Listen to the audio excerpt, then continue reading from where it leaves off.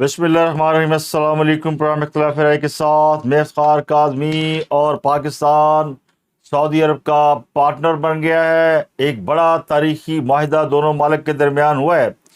एक नाहंजार ने कुछ देर कबल अपने बदबूदार मुंह से ये दुर्फितनी छोड़ी थी और ये कहा था कि मैं पेशन गोई कर रहा हूँ कि पाकिस्तान में बहुत तेज़ी से हालात उसी तरफ गामजन है जो नेपाल, बांग्लादेश और श्रीलंका में हुए। और फिर उसने ये भी दावा किया कि इससे पहले भी उसने जितनी पेशन गोइयाँ की वो पूरी हो गई हैं। यानी इमरान खान साहब अब नॉस्टरडैम यानी नजूमी बन गए हैं। बड़ी मशहूर कहावत है जिसमें एक बादशाह ने नजूमी की ये कहकर गर्दन उड़ा दी थी कि वो सारे ज़माने को ये तो बता रहा था कि उसके आने वाले वक्तों में क्या होगा, लेकिन उसे अपनी मौत के बारे में इल्म नहीं था।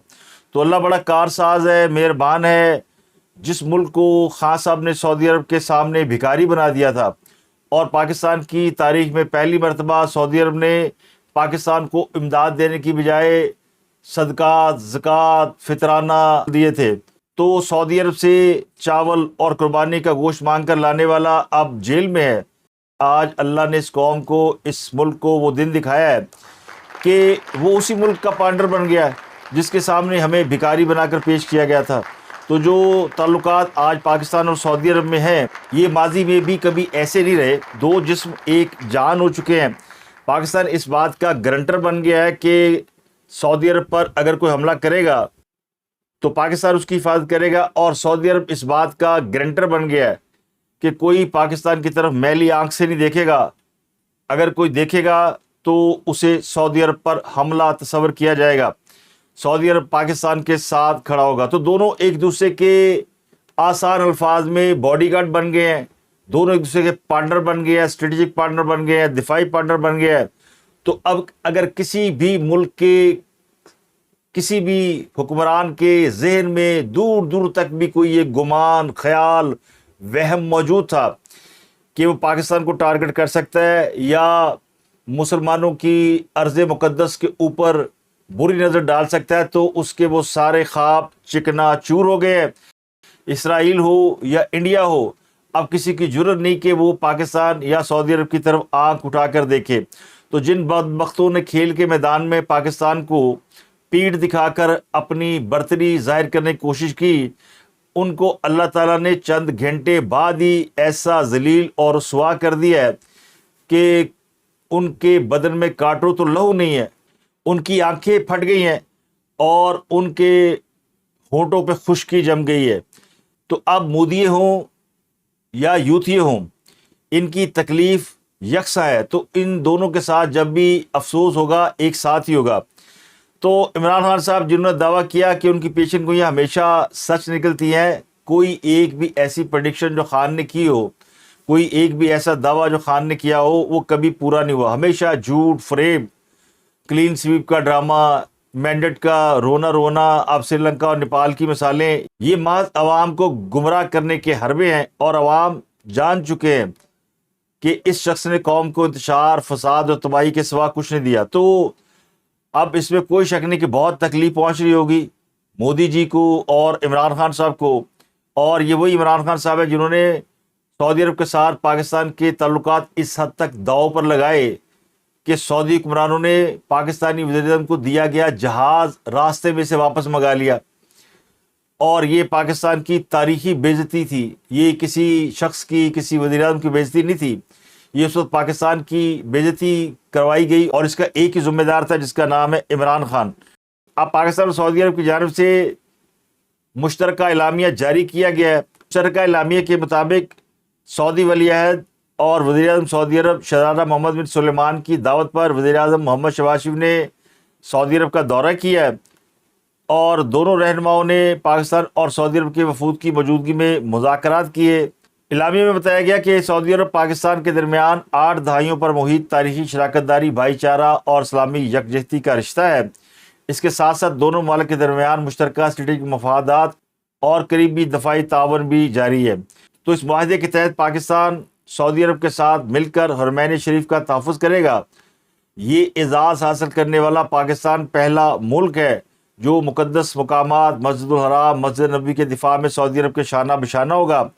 یہ معاہدہ دفاع کو مضبوط بنانے اور دونوں ممالک کی دفاعی صلاحیتوں کی تیاری اور انضمام کو بڑھانے کا مقصد رکھتا ہے، جس کی شقوں کے تحت کسی بھی ملک پر بیرونی حملہ دونوں ممالک پر حملہ تصور ہوگا۔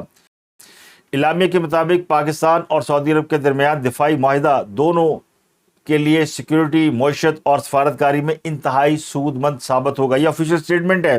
اب مشترکہ دفاع سے کیا مراد ہے؟ مشترکہ دفاع سے مراد یہ ہے کہ کسی بھی ملک کے اوپر حملہ ہوگا یا کسی بھی ملک کے ساتھ کسی کی جنگ ہوگی تو دونوں ممالک اپنی فوجیں، اپنا اسلحہ، اپنا پیسہ مشترکہ طور پر استعمال کریں گے۔ تو اسرائیل اگر کہیں سوچ رہا تھا کہ وہ سعودی عرب کو نشانہ بنا سکتا ہے، یا انڈیا سوچ رہا تھا کہ وہ مئی میں جو ان کے ساتھ ہوا، پاکستان نے ایک جنگ میں ان کو عبرتناک شکست دی، اس کا کسی وقت بدلہ لے سکتا ہے، تو اب اس کے لیے بڑی مشکل ہو گئی ہے۔ اس کی وجہ کیا ہے کہ سعودی عرب یا عرب ممالک میں سینکڑوں نہیں ہزاروں لاکھوں انڈینز کام کرتے ہیں اور وہاں سے ریمیٹنس بھیجتے ہیں، جس سے انڈیا کی اکانومی کو بڑا بوسٹ ملتا ہے۔ تو یہ اب معاہدہ ایسا ہے کہ جس میں کبھی بھی جنگ ہوگی تو دونوں ممالک ایک دوسرے کے ساتھ کھڑے ہوں گے۔ یعنی چین سے ہم دفاعی ساز و سامان لے رہے ہیں، ٹیکنالوجی لے رہے ہیں، سعودی عرب ہمیں ہر معاملے میں فائنانس میں کبھی مار نہیں کھانے دے گا۔ تو پاکستان نے اپنا وہ محاذ جو سب سے کمزور تصور کیا جا رہا تھا وہ مضبوط کر لیا ہے۔ تو اب یہ بات بہت سے لوگوں کو سمجھ میں آ گئی ہوگی کہ اسرائیل جس طرح اپنے دان تیز کر رہا ہے اور دھمکی دے رہا ہے کہ وہ کسی بھی ملک کو کہیں بھی نشانہ بنا سکتا ہے، اور اس کے پلان میں شامل ہے کہ وہ پاکستان کے علاوہ سعودی عرب کو بھی نشانہ بنا سکتا ہے، تو اب دونوں ملکوں نے اس معاملے میں معاہدہ کر لیا، اور عرب ملکوں کو اور پوری دنیا کو بھی اس بات کا احساس ہو گیا کہ پاکستان کے بارے میں جو تصور پوری دنیا کے اندر پیدا ہو گیا تھا کہ پاکستان صرف مانگتا ہی رہتا ہے، اس کو امداد چاہیے، اس کو فنڈ چاہیے۔ ایک تو یہ تصور انڈیا نے بڑا پروپیگنڈا کیا کہ پاکستان کے پاس تو کچھ نہیں ہے، لیکن جب جنگ ہوئی تو پتہ چلا پاکستان تو طاقت سے مالا مال ہے، نہ صرف جوہری طاقت بلکہ عسکری طاقت، اور ایک طاقتور فوج اتنا بڑا خزانہ ہے کہ جس کو دنیا کی بڑی سے بڑی قیمت بھی حاصل کرنے میں اس کو دانتوں پسینہ آ جاتا ہے۔ تو پاکستان کی طاقت، فوجی طاقت اب سعودی عرب اور ہمارے مقدس مقامات کے تحفظ کے لیے استعمال ہوگی۔ اس لیے دنیا حیران تھی کہ وزیر اعظم پاکستان کو اتنا پروٹوکول، یعنی ٹرمپ سے بھی زیادہ پروٹوکول دیا گیا۔ ٹرمپ بھی جب سعودی عرب کے دورے پہ گئے تھے تو ان کو سعودی عرب کے طیاروں نے اسکواڈ نہیں کیا تھا، یا تو F-15 سعودی طیاروں نے پاکستانی وزیر اعظم کو نہ صرف اسکواڈ کیا بلکہ وہاں جا کر گارڈ آف آنر بھی دیا اور بہت ساری ان کی آؤ بھگت کی گئی۔ تو یہ بڑا تاریخی معاہدہ ہے، یعنی وزیر اعظم کو سعودی شاہی پروٹوکول کے ساتھ گھوڑ سواروں نے ویلکم کیا۔ تو ایک طرف پاکستان اور سعودی عرب معاہدے کر رہے تھے، اور جس طرح سعودی عرب نے شہباز شریف کو پروٹوکول دیا ہے، اسی طرح کا پروٹوکول برطانیہ کے شاہی خاندان نے، یعنی بادشاہ چارلس نے ٹرمپ کو دیا۔ تو دنیا کی سب سے بڑی سپر پاور ہے امریکہ، تو جو ٹرمپ کے ساتھ دنیا ٹریٹ کر رہی ہے ویسا ہی ٹریٹ پاکستان کے پرائم منسٹر کو بھی کیا گیا ہے۔ تو اس سے اندازہ ہونا چاہیے کہ پاکستان نے سعودی محاذ تو پوری طرح فتح کر لیا ہے۔ اب جو لوگ پاکستان کے بدخواہ ہیں تو ان کے لیے تو یہ بڑے دکھ کی بات ہے۔ اب بہت سے لوگ اس بات پر اعتراض کرتے ہیں کہ عمران خان کا بار بار ذکر کیوں کرتے ہیں۔ تو گزارش یہ ہے کہ پاکستان کی موجودہ کہانی، اس کے ولن ہے عمران خان صاحب۔ جب تک عمران خان صاحب اپنے ولن کے کردار سے باہر نہیں آ جاتے یا ولن اپنے انجام کو نہیں پہنچ جاتا تو یہ کہانی اسی طرح چلتی رہے گی۔ یہ ولن کیوں ہے؟ یہ ولن اس لیے ہے کہ پاکستان کے عوام نے ان کو اور پاکستان کی اسٹیبلشمنٹ نے ان کو ہیرو سمجھ کر پاکستان کا اقتدار دیا، اور یہ توقع کی کہ یہ پاکستان میں تبدیلی لے کر آئیں گے، پاکستان کی یوتھ کو کوئی راہ دکھائیں گے۔ تو یہ یوتھ آئیکن کے طور پر پاکستان میں متعارف کرائے گئے، لیکن انہوں نے جو کچھ کیا وہ پاکستان کو آلموسٹ تباہ کرنے کے لیے کافی تھا۔ پاکستان تباہی کے دہانے سے، یعنی تباہی کے منہ سے واپس لایا گیا ہے۔ تو خاص کر ان کی گورننس کا دور، ان کا دور حکومت، ان کا سیاسی طریقہ کار، یہ لوگوں کو بار بار یاد کرانا بڑا ضروری ہے، ورنہ آج کل لوگوں کی میموری بڑی شارٹ ہے، جلدی لوگ بھول جاتے ہیں، اور جن لوگوں نے ظلم کیے ہوتے ہیں ان کے ساتھ تھوڑی سی بھی کوئی زیادتی ہو جائے تو وہ مظلوم بن جاتے ہیں، اور لوگ ان کے سارے مظالم بھول جاتے ہیں، وہ کہتے ہیں اس کے ساتھ تو کچھ ہوا ہی نہیں ہے۔ تو یہ وہ ہے خان صاحب جن کے دور حکومت میں اپوزیشن کو باقاعدہ چکی میں پیسا جاتا تھا، کئی مہینے انہوں نے لوگوں کو قید میں رکھا، اور ان کی تو جماعت کے 2-4 لوگ ہی اندر ہیں. تو یہ یاد کرانا بڑا ضروری ہے، ورنہ لوگ بھول جائیں گے کہ عمران خان حکومت میں آئے تھے اور پاکستان کو سری لنکا اور صومالیہ بنانے چلے تھے. اب انہیں بنگلہ دیش اور نیپال کا انقلاب یاد آ رہا ہے. تو ان دونوں ملکوں میں انقلاب اس لیے آیا کہ وہاں خان صاحب نہیں تھے، نہ ہی کوئی سیاسی لیڈر ان کے پاس موجود تھا. وہاں پہ یوتھ انقلاب لائی ہے جو لیڈر لیس ہے، جن کے پاس آئیڈیالوجی ہے، جو ایکچولی سوچتے ہیں کہ تبدیلی آنی چاہیے، جو ایکچولی کرپشن کے خلاف ہے. یا تو جس نے تبدیلی کا نعرہ لگایا وہ خود کرپشن کے الزام میں بند ہے. تو اس کو آسان الفاظ میں کہا جا سکتا ہے کہ مراسیہ دا پتر غلطی نہ چودھری بن گیا، اسے دوبارہ نہیں بننے دینا. اب کچھ لوگ یہ بھی دعویٰ کر رہے ہیں کہ مسلم لیگ نون خوش آمدیوں میں گر گئی ہے. بڑے پرانے ہمارے دوست ہیں نذیر ناجی صاحب مرحوم، اللہ تعالیٰ ان کو غریق رحمت کرے، ان کے صاحبزادے نیک ناجی صاحب، ان کا میں ایک ٹویٹ دیکھ رہا تھا، بڑے ناراض ہیں. پہلے مسلم لیگ نون کے بڑے قریب تھے، بڑی تعریفیں کرتے تھے. انہوں نے بھی عمران خان کے حوالے سے بہت ساری یعنی سروسز دی ہیں، اور ان کے دور حکومت میں عمران خان کے خلاف یعنی حاکم وقت کے خلاف بات کرنا، پاکستان سے باہر بھاگ کے نہیں، پاکستان کے اندر بیٹھ کرنا، یہ بڑا جوئے شیر لانے کے مترادف ہوتا. تو وہ بھی اس کام میں ہمارے برابر کے شریک تھے. اب وہ بڑے مایوس ہوئے ہیں نواز شریف صاحب سے، ان کی سیاست سے، اور مایوس اس لیے ہوئے ہیں وہ سمجھتے ہیں کہ حکومت خوش آمدیوں میں گر گئی ہے اور وہ انہیں دوسری طرف لگا رہی ہے. اب یہ حکومت سے مایوس ہونے والوں کی تعداد بہت زیادہ ہے. میں نے کل بھی پروگرام میں ذکر کیا تھا کہ لوگ جلد مایوس ہو جاتے ہیں کیونکہ سب کے مسائل حل نہیں کیے جا سکتے. تو میرا سوال یہ کہ کون سی ایسی حکومت ہے جہاں پہ خوش آمدیوں کے لیے کوئی جگہ نہیں ہوتی، یا جسے خوش آمدی خود سے گھیرے میں نہیں لیتے. حکومتیں جب بھی بنتی ہے وہاں ایک پورشن خوش آمدیوں کے لیے ہوتا ہے، وہی تو حکومت کا موت آرگن بنتے ہیں. اب جو لوگ خوش آمدی بننے کے لیے تیار نہیں تو انہیں گلہ نہیں کرنا چاہیے.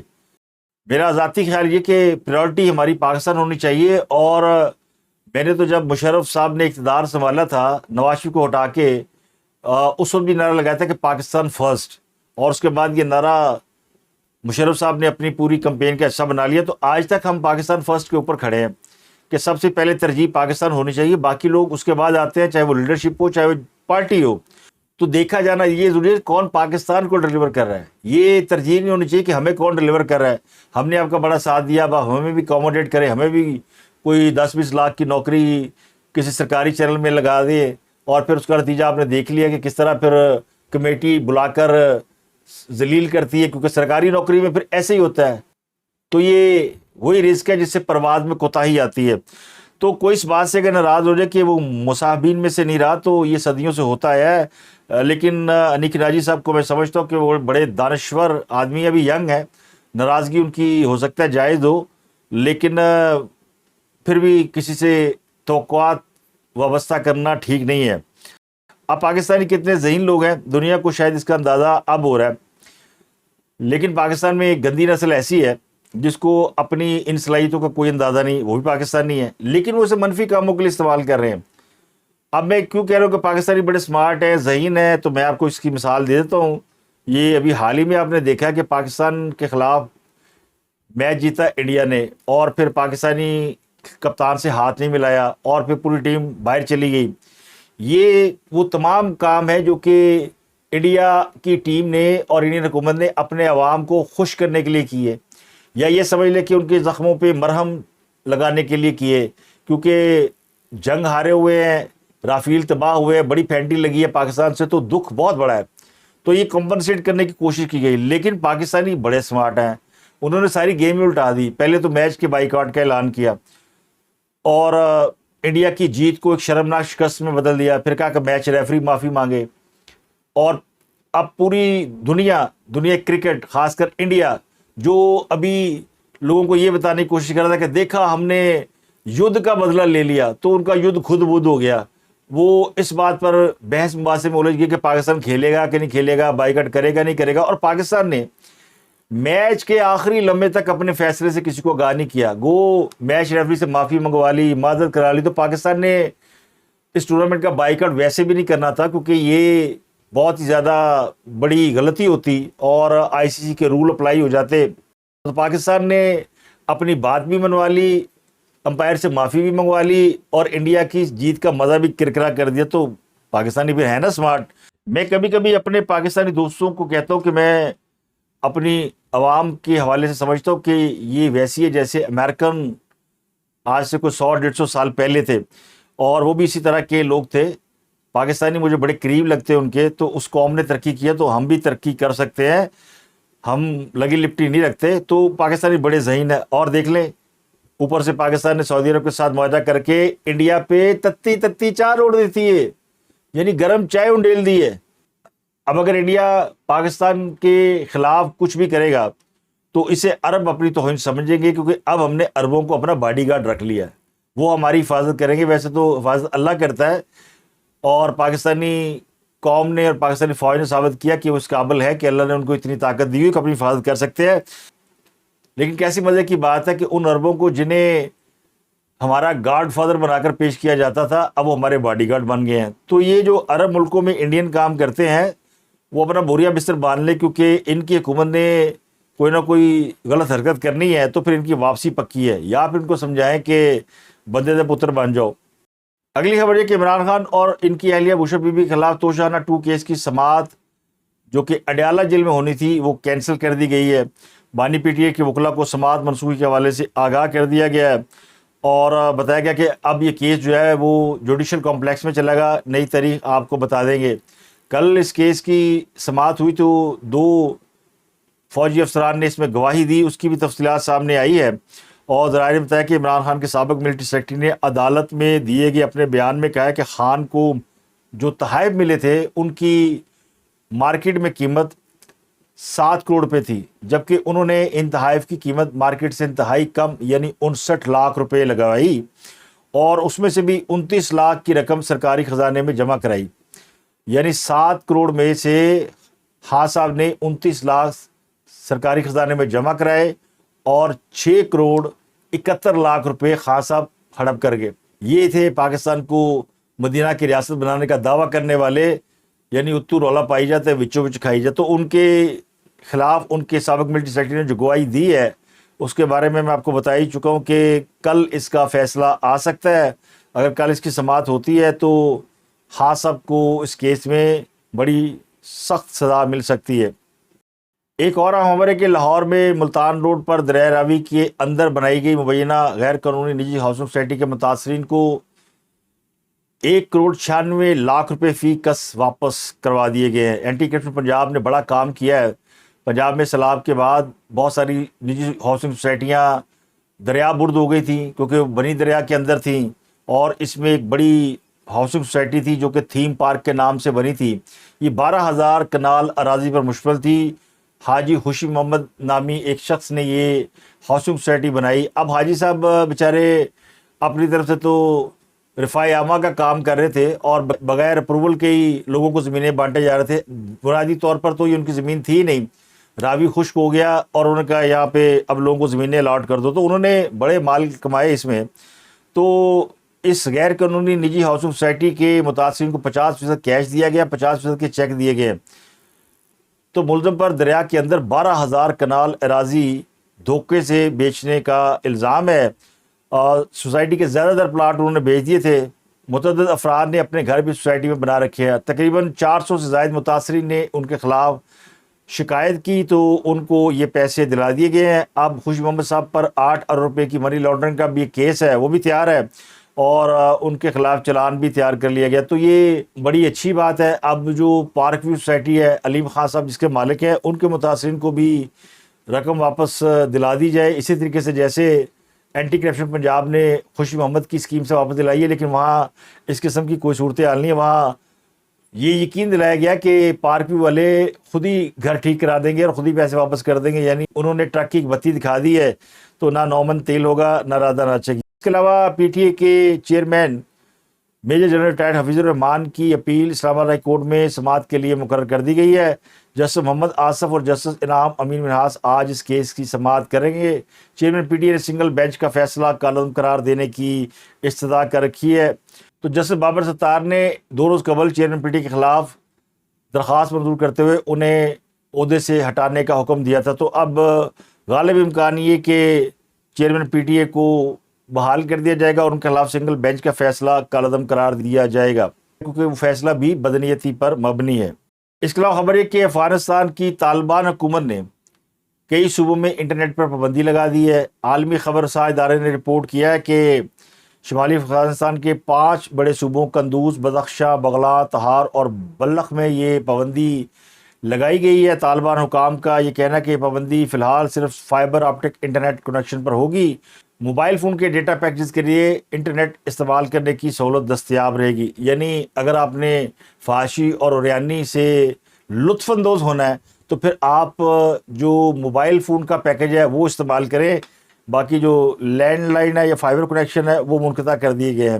اس کے علاوہ ایک اور بڑا معاہدہ ہوا ہے پاکستان اور بین الاقوامی ایٹمی توانائی ایجنسی کے درمیان، جوہری فریم ورک کا معاہدہ ہوا ہے۔ عالمی ایٹمی توانائی ایجنسی کی رپورٹ کے مطابق پاکستان اور IAEA نے جوہری تعاون کے کنٹری پروگرام فریم ورک پر دستخط کر دیے۔ یہ 5واں پروگرام ہے جو 2026 سے 2031 تک قابل عمل رہے گا۔ برائے تکنیکی تعاون اس معاہدے پر دستخط کیے ہیں۔ تو اس معاہدے کے تحت خوراک، زراعت، انسانی صحت و غذائیت، ماحولیاتی تبدیلی و آبی وسائل کا انتظام، جوہری توانائی اور تابکاری اور جوہری تحفظ جیسے 5 کلیدی شعبوں میں تعاون کیا جائے گا۔ وزیر پنجاب مریم نواز نے وزیر آباد کے لیے الیکٹرک بس پروجیکٹ کا آغاز کر دیا ہے اور وزیر آباد کے عوام کے لیے درجنوں بسیں فراہم کر دی ہیں۔ ذرائع کے مطابق الیکٹرک بس میں مسافروں کے لیے وائی فائی اور ہر سیٹ پر موبائل چارجنگ کی سہولت میسر ہے۔ مکمل طور پر ایئر کنڈیشن اور آرام دہ بسیں ہیں۔ ان بسوں میں خواتین کے لیے الگ کمپارٹمنٹ مختص کیے گئے ہیں اور خواتین کو ہراسانی کے واقعات سے بچانے کے لیے CCTV کیمرے بھی الیکٹرک بس میں لگائے گئے ہیں۔ اب یہ بسیں وزیر آباد، تعلی پور چٹھا اور وزیر آباد تا شیخوپورہ کے روٹس پر چلائی جائیں گی اور الیکٹرک بسوں کے لیے 3 خصوصی چارجنگ اسٹیشن بھی قائم کر دیے گئے ہیں۔ تو پنجاب حکومت نے ایک اور بڑا زبردست پروجیکٹ لانچ کر دیا ہے۔ تو اب تک کے لیے اتنا ہی، آپ سے ملاقات ہوتی ہے اگلے ولاگ میں۔ اپنا گرد و نواح کے لوگوں کا بہت خیال رکھیے گا۔